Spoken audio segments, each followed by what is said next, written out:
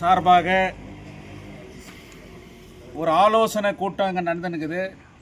இந்த ஆலோசனை கூட்டத்தில் ஸ்லாட்டர் ஹவுஸ்லேருந்து பீப் மார்க்கெட்டினுடைய மெர்ச்சன்ட்டு அந்த ஆஃபீஸ் பேரர்ஸு இங்கே வந்துக்கிறாங்க. அதே நேரத்தில் கிராஸ் மார்க்கெட்டினுடைய தலைவரா அதிலிருந்து மசூத்ன்றவர் கூட இங்கே வந்திருக்கிறாரு. அதே மாதிரி எம்ஜி மார்க்கெட்லேருந்து அதனுடைய மார்க்கெட்டினுடைய தலைவர் தேவேந்திரன் ஜனார்தனன் செயலாளர் இங்கே வந்திருக்கிறாங்க. இங்கே முக்கியமாக இது ஏதோ ஒரு முக்கியமாக இந்த விஷயத்தை ஏன் சொல்ல வரோம் அப்படின்னு சொன்னால், ஸ்லாட்டர் ஹவுஸ் காசுங்களை நேற்று எம்எல்ஏ ஆஃபீஸில் கூப்பிட்டுக்கிறாங்க. நீங்கள் ஸ்லாட்டர் ஹவுஸை காலி பண்ணோம், நாங்கள் அதை டெமாலிஷன் பண்ண போகிறோம் அப்படின்னு சொல்லிட்டு அவங்கக்கிட்ட அவங்க கேட்டுக்கிறாங்க.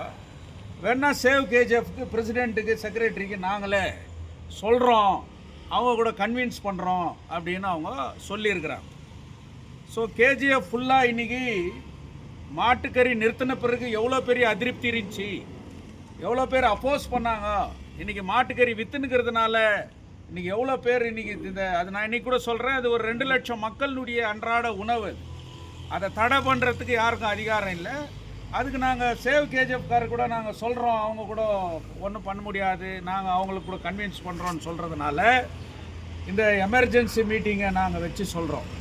ஸ்லாட்டர் ஹவுஸில் நாங்கள் பின்வாங்கிறதில்ல. முனிசிபாலிட்டி ஆக்ட் பிரகாரம் அண்டர் செக்ஷன் 243 பிரகாரம் ஸ்லாட்டர் ஹவுஸ்க்கு என்ன கைட்லைன்ஸ் இருக்குதோ அதை நீங்கள் பண்ணணும். ஏன்னா இது முனிசிபல் அட்மினிஸ்ட்ரேஷன் பண்ணுறது. இங்கே எம்எல்ஏக்கு எந்த ரோலும் கிடையாது.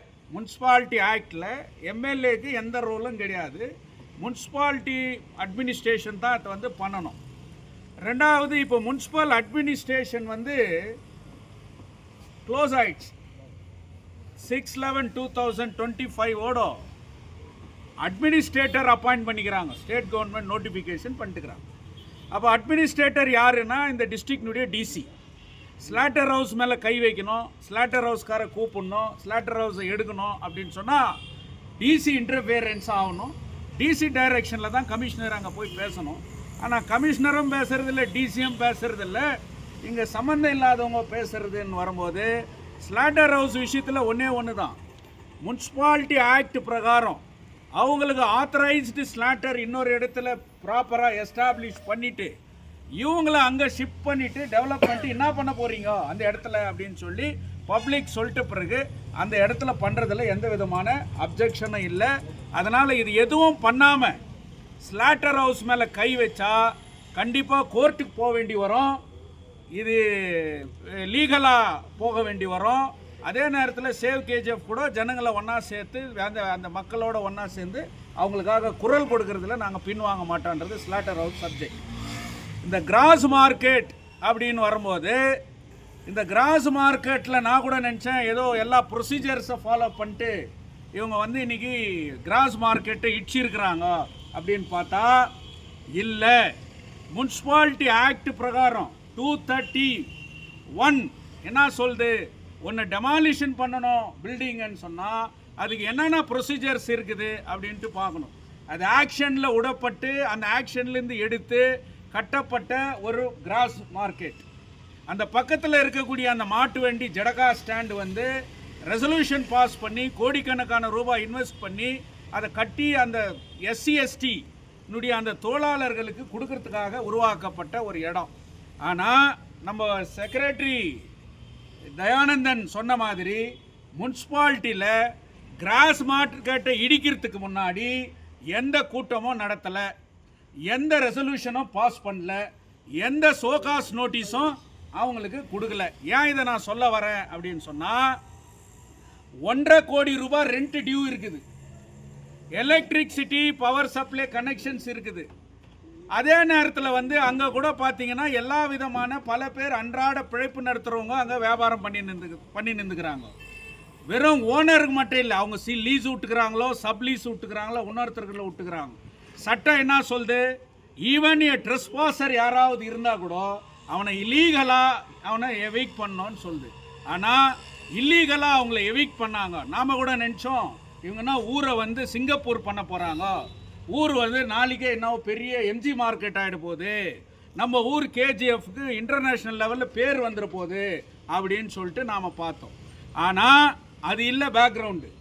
அங்கே யாரோ ஒருத்தர் ஒரு சவுல்ட்ரியை ஹாஸ்பிட்டல் கட்டுறதுக்கு கேஜிஎஃப்ல இன்னைக்கு பினாமி அட்மினிஸ்ட்ரேஷன் பண்ணுகிறவர் அந்த இடத்த வாங்கியிருக்கிறாருன்றது ரிலையபிள் இன்ஃபர்மேஷன். அவங்க பொண்ணு டாக்டரா, அந்த டாக்டருக்கு ஒரு ஹாஸ்பிட்டல் கட்டுறதுக்காக இன்னைக்கு அந்த முயற்சி பண்ணி நிற்கிறாருன்றது ரிலையபிள் இன்ஃபர்மேஷன். அந்த ஹாஸ்பிட்டல் அங்கே வரணும்னு சொன்னால் அங்கே சென்ட்ரலில் ஒரு நல்ல ஒரு ஹைஜீனிக்கான ஒரு காம்ப்ளெக்ஸுங்க இன்டர்நேஷ்னல் லெவலில் இருக்கக்கூடிய மார்க்கெட் உருவாகணும்.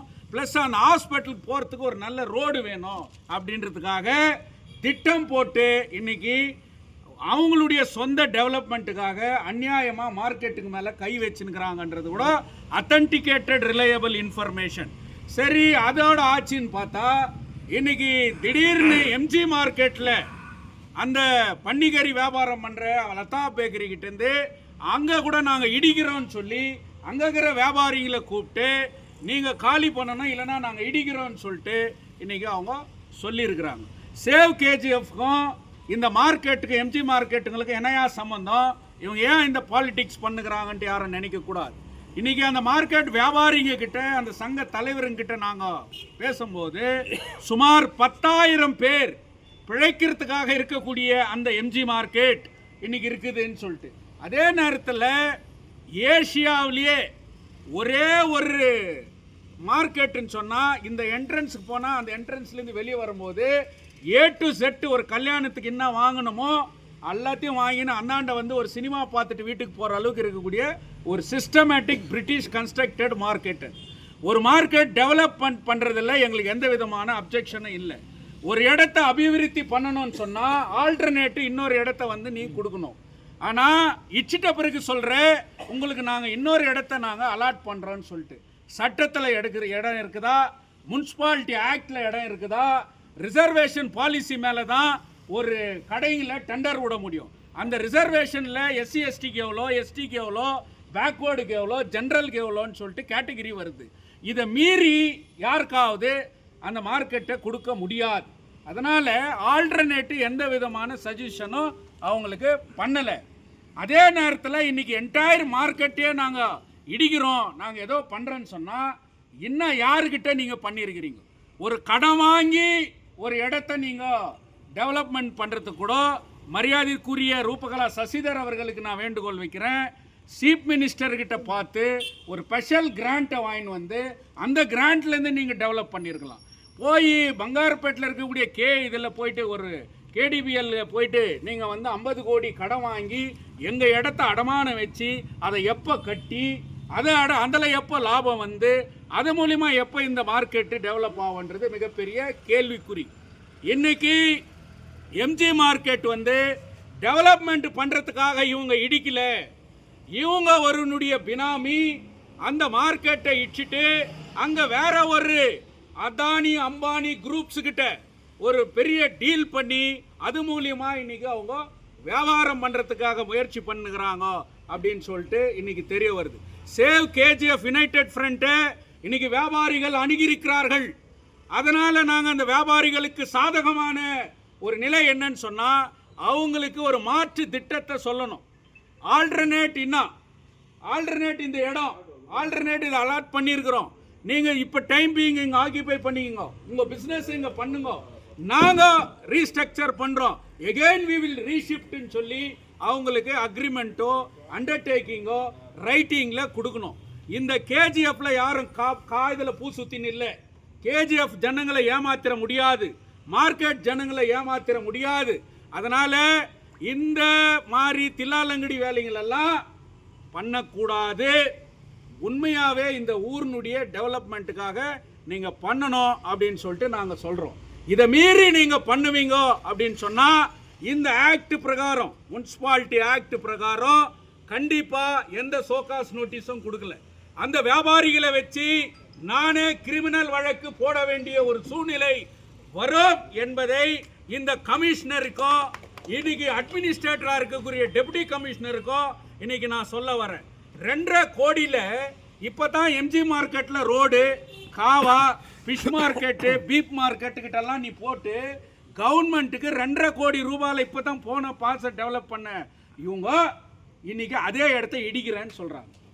So loss to the government, loss to the கான்ட்ராக்டர்ஸ்ன்னு சொல்லி இன்னைக்கு 2.5 கோடி ரூபாய் யாருடைய பணம், யாருடைய டேக்ஸு இன்னைக்கு அது பண்ணுறாங்க. 1.5 கோடி ரூபாய் ரெவென்யூ கலெக்ட் ஆகல. முனிசிபாலிட்டிக்கு மிகப்பெரிய லாஸ். அப்போ இந்த லாஸை இன்னைக்கு பண்ணின்னு அவங்க போகிறாங்க. அதனால் நாங்கள் என்ன சொல்கிறோன்னா, முனிசிபாலிட்டியில் எந்த ரெசல்யூஷனும் பண்ணலை, எந்த மாதிரி ஒரு மார்க்கெட்டை கட்ட போகிறோன்னு சொல்லிட்டு இல்லை, யாருக்கிட்ட கடன் வாங்க போகிறோன்னு இல்லை, எங்கேருந்து ஃபண்டு வரப்போதுன்னு இல்லை, ஒரு ப்ளூ பிரிண்ட் இல்லை. ஒரு இடத்த பண்ணணும்னு சொன்னால் ஒரு ப்ளூ பிரிண்ட்டு போடு, முனிசிபாலிட்டி முன்னாடி போடு, எம்ஜி மார்க்கெட் இப்படி தான் கட்ட போகிறோம், இந்த ஸ்லாட்டர் ஹவுஸ் இங்கேருந்து ஷிஃப்ட் பண்ணிட்டு இப்படி கட்ட போகிறோம் அப்படின்னு சொல்லிட்டு பண்ணணும். அதனால் இந்த ஊரினுடைய டெவலப்மெண்ட்டுக்காக தான் மரியாதைக்குரிய எம்எல்ஏ அவர்களை தேர்ந்தெடுத்திருக்கிறார்கள். அவர் அந்த வேலையை செய்வார் என்கின்ற நம்பிக்கை எங்களுக்கு இருக்குது. உங்களை யாரோ திசை திருப்பினா நீங்கள் அவங்களுக்கு டைவர்ட் ஆகாமல், இந்த ஜனங்க உங்களை நம்பி இருக்கிறாங்க, நம்பி உங்களுக்கு ஓட்டு போட்டுக்கிறாங்க. அதனால் நீங்கள் இந்த டெவலப்மெண்ட்டை வந்து ப்ராப்பராக பண்ணணும் அப்படின்ட்டு நாங்கள் சொல்கிறோம். அப்படி அந்த மார்க்கெட்டை நீங்கள் உண்மையாகவே பண்ணணும்னு சொன்னால் நீங்கள் அங்கே பக்கத்தில் இருக்கக்கூடிய குதிரை ஸ்டாண்டு இடிச்சுங்க, இன்னும் கொஞ்சம் அந்த வீடிங்களெல்லாம் எல்லாத்தையும் இடிச்சிட்டிங்கன்னா அந்த மெயின் கேட்டை அங்கேயே போட்டுடலாம். அப்போ அந்த ஒரு துண்டு வீடு மட்டும் எப்படி அந்த இடத்துல வரல அப்படின்றத நாம் பார்க்கணும். இன்னொன்று சொல்கிறோம், பஸ் ஸ்டாண்டு பக்கத்தில் 49 கடை கட்டி 5 வருஷம் ஆச்சு. எஸ்சி எஸ்டிங்களுக்கு நாங்கள் அந்த கடையை ஒதுக்குறோன்னு சொன்னாங்க. 5 வருஷமாக அந்த கடை டெண்டர் விட்டு அவங்களுக்கு ஒதுக்காம பூட்டிட்டு இருக்குது. அப்போ ஒரு கடை 1500 ரூபாய் 2000 ரூபாய்க்கு வாடகை விட்டுருந்தா கூட இன்னைக்கு முனிசிபாலிட்டிக்கு எவ்வளோ பெரிய லாபம் இன்னைக்கு வந்திருக்கும். 5 வருஷத்துக்கு முன்னே கட்டப்பட்ட ஒரு கடையே திறந்து டெவலப் பண்ண முடியாத ஒரு முனிசிபாலிட்டி இன்னைக்கு எப்படி திடீர்னு ஒரு கிரவுண்டை பண்ணி ஒரு 2 வருஷத்தில் நாங்கள் இதை கட்டுருவோம் அப்படின்ட்டு இன்னைக்கு சொல்ல முடியும். மைனிங் பகுதியில் 35 வார்டுலையும் 10 வருஷமாக டாய்லெட் கட்டி அந்த ஜனங்க யூஸ் பண்ணுறதுக்கு இன்னைக்கு திறந்து வைக்கிறதுக்கு இன்னைக்கு முனிசிபாலிட்டி முயற்சி செய்யல. அதெல்லாம் தான் டெவலப்மெண்ட்டு. ஒரு வார்டுலையும் சரியான ரோடு இல்லை, இன்னைக்கு ஒவ்வொரு வார்டுலையும் குடிக்கிற தண்ணி இல்லை, கொசு மொய்க்குது, சுகாதாரம் இல்லை. இது எல்லாத்தையும் ப்ராப்பராக பண்ணி அதுக்கு பிறகு எம்ஜி மார்க்கெட் மேலே கான்சன்ட்ரேஷன் பண்ணணும் அப்படின்றது எங்களுடைய. இது அரசியல் காழ்ப்புணர்ச்சியாகவோ சேவ் கேஜிஎஃப் வந்து ஒரு பாலிட்டிக்ஸ் இன்ஃபர்மேஷனோ இல்லை யாரையும் அப்போஸ் பண்ணுறதுக்காக பேசுறது இல்லை. எம்ஜி மார்க்கெட்டில் பிளாக் அண்ட் ஒயிட்டாக ப்ராப்பராக நீங்கள் வெளியிடணும். இதுதான் நாங்கள் பண்ண போகிறோம், இதுதான் ப்ளூ பிரிண்ட்டு. ஆல்டர்னேட் அகாமடேஷன் நாங்கள் பண்ணி கொடுக்குறோம் அப்படின்னு சொல்கிறோம். ஸ்லாட்டர் ஹவுஸ் மட்டும் இல்லை, கிராஸ் மார்க்கெட் மட்டும் இல்லை, என்டையர் எம்ஜி மார்க்கெட் மட்டும் இல்லை, கேஜிஎஃப்ல எந்த இடத்துல அழிக்க நினைத்தாலும் சேவ் கேஜிஎஃப் ஃபர்ஸ்ட் நிற்கோன்றத நாங்கள் தெரிவிச்சுக்கிறோம் சொல்லிட்டு இம்மீடியட்டாக இந்த நியூஸ் போனோம். கேஜிஎஃப்ல இருக்கக்கூடிய ஜனங்கள், இளைஞர்கள், இன்னைக்கு இருக்கக்கூடிய இன்டலெக்சுவல்ஸுங்க அவேர் ஆகணும். இந்த மாதிரி விஷயத்துங்களை வாலண்டரியாக ஒவ்வொருத்தரும் இன்வால்வ் ஆகி இவங்களுக்கு சப்போர்ட்டாக இருக்கணும்னு சொல்லி இந்த முனிசிபாலிட்டி ஆக்ட் பிரகாரம் நான் தப்பாக பேசினில்ல. 231 என்ன சொல்லுதுன்னு படி, நீ போய் இடி. இது வள்ளல் முன்சாமி அவரை நம்ம மரியாதை தான் வச்சுன்னுக்கிறேன்.